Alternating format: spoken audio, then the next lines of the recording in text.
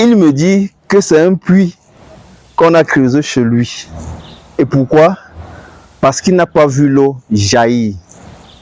Aujourd'hui, je voudrais que nous planchions sur cette différence qui existe entre un puits d'eau et un forage d'eau. À quel moment est-ce qu'on dit qu'on a un puits? À quel moment est-ce qu'on dit qu'on a un forage d'eau?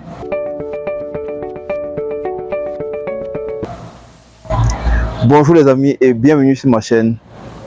Je suis Constantin Sarr. C'est toujours un honneur pour moi de partager avec vous du contenu enrichissant afin de pouvoir vous édifier en ce qui concerne la création de votre propre source d'eau potable. Et à cela quelques temps, nous avons exécuté un forage. Oui, c'était bien, bel et bien forage.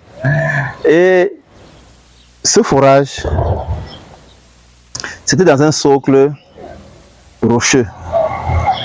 Donc après l'altération, on tombait sur la roche. Le client, n'étant même pas sur les lieux, avait laissé la charge chez son représentant de suivre les travaux.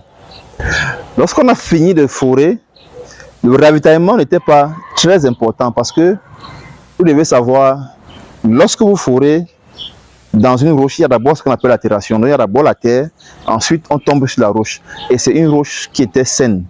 Donc ce n'était pas une roche fissurée. Donc nous avons les premiers venus d'eau depuis l'altération.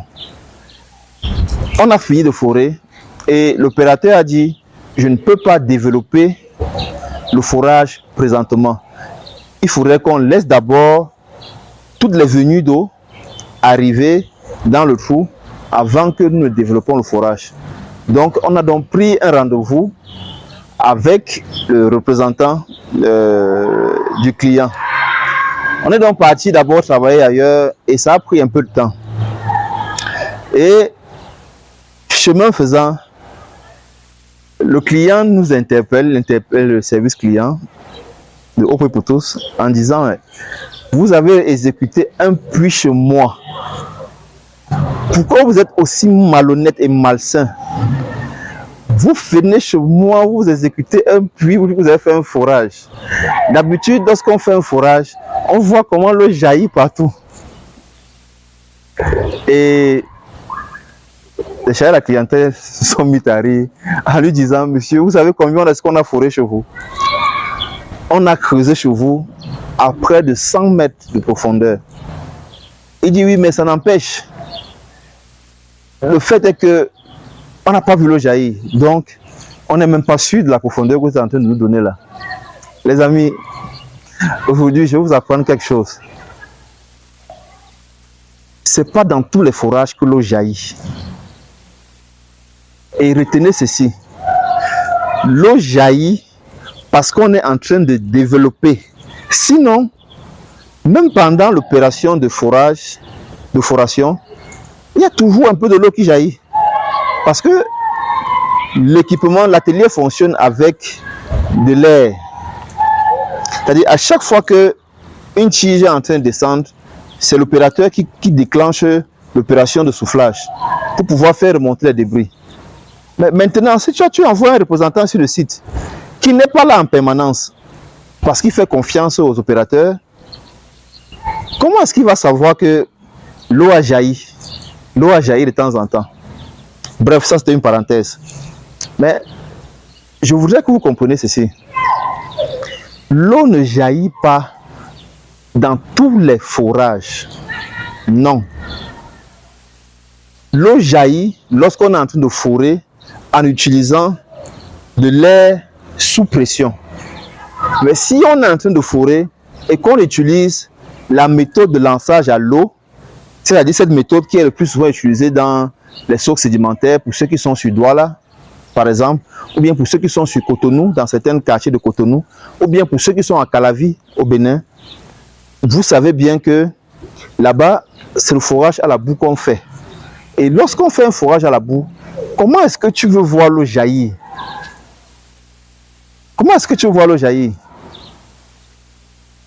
Donc les amis, je vais faire l'effort de finir cette histoire en moins de 2 minutes avant de venir conclure mon propos.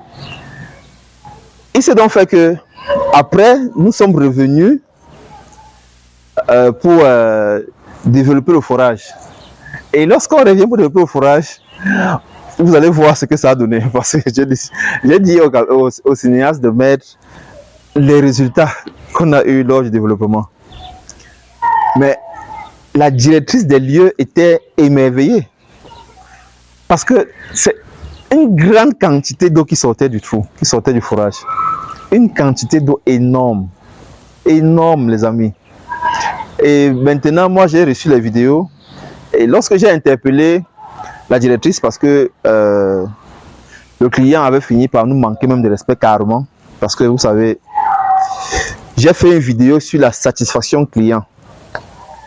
La satisfaction client est quelque chose de pas personnel, mais qui tient compte de l'environnement, qui tient compte des circonstances, des lieux où est-ce que vous vous trouvez.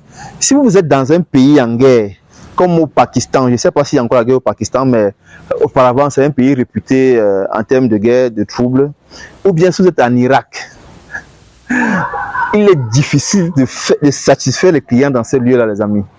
Donc, l'eau a énormément jailli. Et lorsque j'ai interpellé la directrice des lieux, elle dit, non, j'étais moi-même sur place et j'ai vu comment l'eau jaillissait. Donc les amis, la leçon d'aujourd'hui, c'est que vous retenez ceci. L'eau ne jaillit pas toujours lorsqu'on exécute un forage. L'eau ne jaillit pas toujours lorsqu'on exécute un forage. Ce qui est important dans un forage, c'est le débit d'eau. Lorsqu'on a fini de réaliser votre forage d'eau, attendez, ne soyez pas pressés. Laissez qu'on fasse des essais de pompage afin que vous-même vous pouvez juger de la quantité d'eau qui va sortir de ce trou, ou bien s'il n'y a pas d'eau. N'allez pas vite en besogne en commençant à créer de la zizanie, en vous fâchant pour rien. Pourtant, les travaux sont encore en cours d'exécution. Et je vous ai dit que c'est uniquement lorsqu'on fait le développement à l'air que l'eau jaillit. Pour tous ceux qui sont intéressés par le métier de forage d'eau, je sais que présentement, les gens ne croient qu'à ce qu'ils voient.